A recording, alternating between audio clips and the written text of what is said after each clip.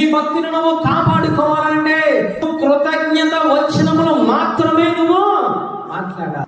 కోపం వస్తూ ఉంటే పోకిరి మాటలు, దేవాది దేవుని పేరు పెట్టుకుని నివసిస్తూ ఉన్నా, జీవిస్తూ ఉన్నా, నడుస్తూ ఉన్నా, ప్రార్థన చేస్తూ ఉన్నా, వాక్యము ద్వారా మనం హెచ్చరించబడుతున్నా బిడ్డలకు బూతులు అనేవి తగువు.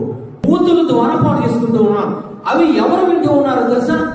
నీ యొక్క ఇంటిలో ఉన్న నీ భర్త, నీ భార్య, నీ ఇంటి ఉన్న నీ పిల్లలు వింటూ ఉన్నారు. అవసరమైనప్పుడు ఆ బూతులను వాడుతూ ఉంటారు. అంటే వారిని ఏ విధముగా తయారు చేస్తూ ఉన్నావు నీకు తెలియకుండా తెలుసా? భక్తిహీనులుగా తయారు చేస్తూ, నువ్వు భక్తిహీనతలోనికి వెళ్ళిపోవడమే కాదు, కుటుంబ సభ్యులందరినీ కూడా నీ నోటి ద్వారా భక్తిహీనులుగా తయారు చేస్తూ ఉన్నావు. జాగ్రత్తగా ఒక్కసారి ఆలోచించాను. ఎటువంటి మాటలు వస్తూ ఉన్నాయి తల్లిదండ్రులుగా, ఎటువంటి మాటలు వస్తూ ఉన్న ఒక క్రైస్తవులుగా